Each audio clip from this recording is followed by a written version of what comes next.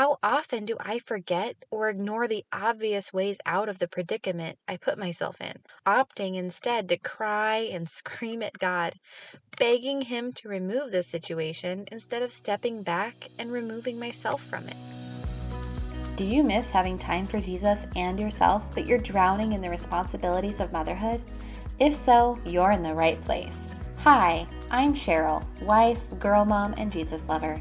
I learned the not-so-secret ways to become the mom my girls needed by prioritizing Jesus back into mom life. If you're ready to build faith while washing dishes, rediscover your identity, and love yourself like your babies do, go grab your earbuds and lock that bathroom door for a minute alone. It's time for Mom.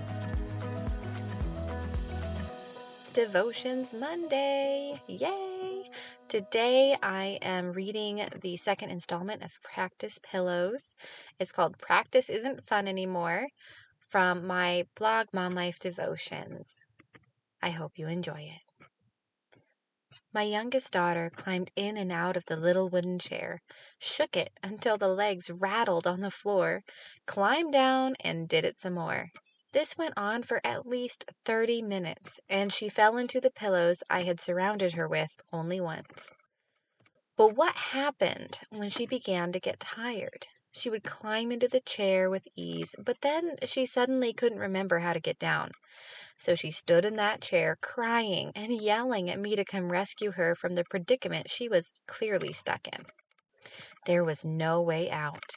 She had forgotten what she had done to get into the chair, and she was ignoring the opening behind her and the tiny step that she needed to take to free her from her impenetrable prison.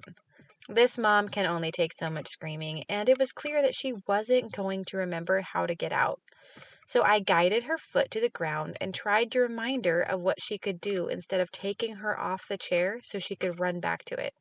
She resisted with all the strength in her cute little baby thighs. I would pull her leg down and she would stand back up on the chair, still crying. What was I to do? Force her?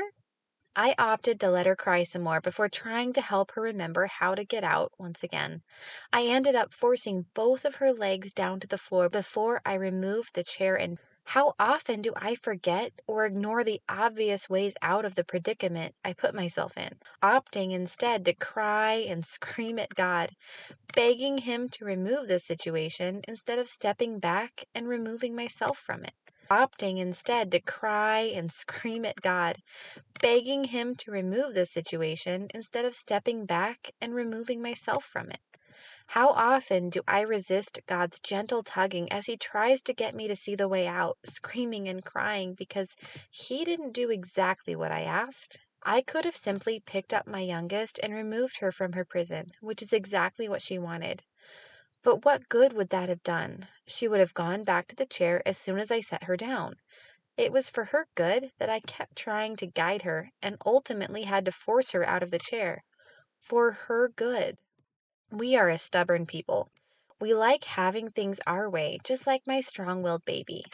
How often do we ignore God's gentle direction until it seems like all the other paths and choices have been removed except the one that is for our good, our eternal good?